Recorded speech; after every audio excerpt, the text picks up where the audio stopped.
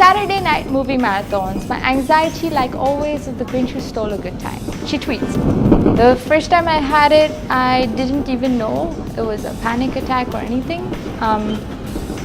It was at the hospital.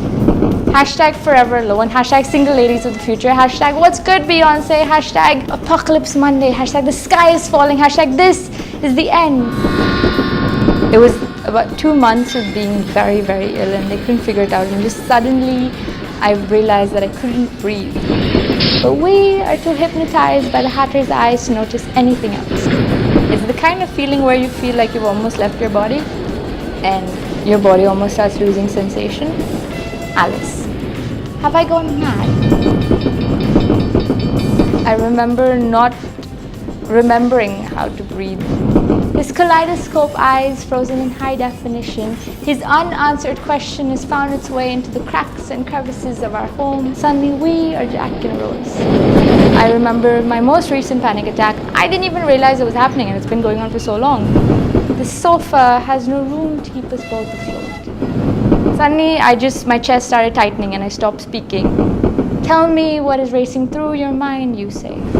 But luckily people around me figured that out and they kind of got me to sit down and started talking me through it and kind of like helping me walk through it. I'm thinking of butterflies and ponies and how puppies are just so squishy. I'm thinking if the Force was ever with us.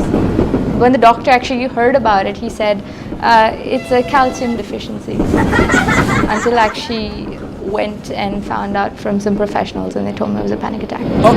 I'm thinking how the odds were never in our favor. I'm thinking if my reasons are beginning to sound like a monthly new flavor. So for the past 2 years, it's been less of a panic attack and more just symptoms of anxiety constantly flowing. Tell me about your anxiety, you say. My symptoms would be no eating. 1, it crawled out of my nightmares like the girl from The Ring. Unable to sleep. 2, it sounds like Morgan Freeman on the good days and Gollum on the bad days. A nervous twitch. 3, it feels like watching Friends but having no friend. Actually, the nervous twitch is almost a permanent thing. 4, it feels like winter is always coming. Whenever I'm anxious, I'm constantly fidgeting. 5, I am the human embodiment of a meme. It's almost hard to stay constant. Exams triggered, argument triggered, wake up triggered, go to bed triggered, try to live triggered. My legs are always wrapped around each other. 6, it stays under the covers and holds me down the mornings when dreams fail to take me to Neverland. Not having control over your body. You're silent. Say something.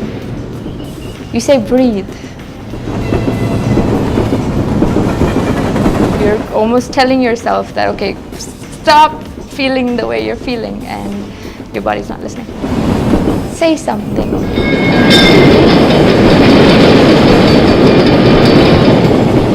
Your silence feels like deja vu, like no one to hold the door, like Hachiko with no master, like Marley's last walk, like final credits with no sequel after. Don't expect that on your next panic attack you're immediately going to figure this out. How can I help? Let's go back to the good old days.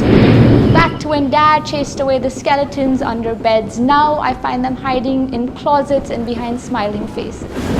I really wish that tomorrow, the next time you have a panic attack, there is an easy way out and there's a fixed way of how to get over this, and there isn't.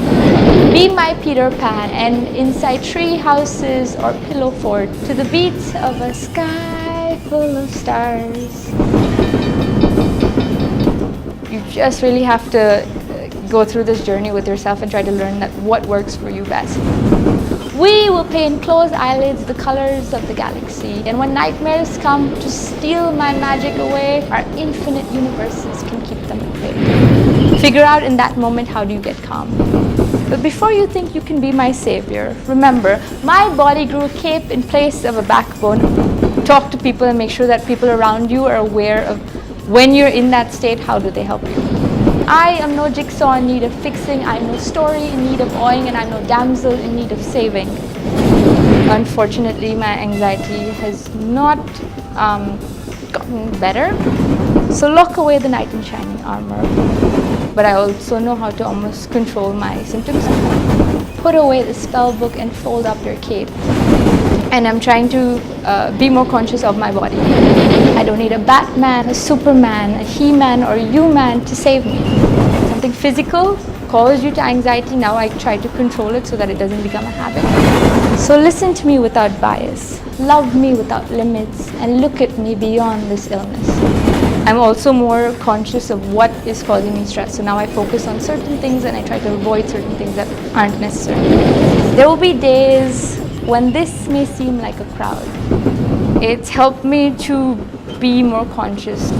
Remember, you are the hair gel to my Edward. You are the Hatter to my madness. You are the magic in my Neverland. You are the wardrobe to my Narnia. You are the prim to my Katniss. This is to say that my anxiety is not my choice, but you are my choice and I am my choice every time. Whenever someone does go through a panic attack, don't just push them aside and say, get over it. Those are the worst words you can ever tell anyone.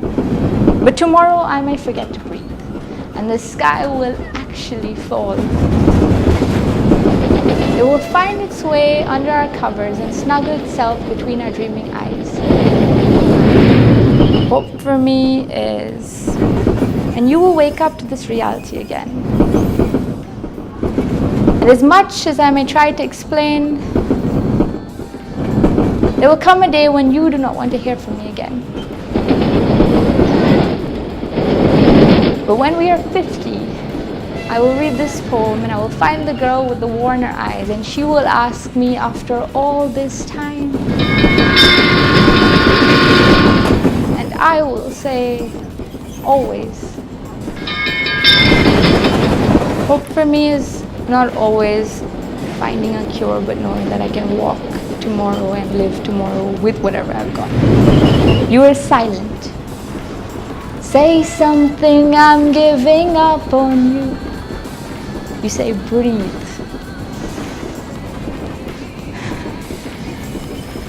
Have I gone mad? I ask.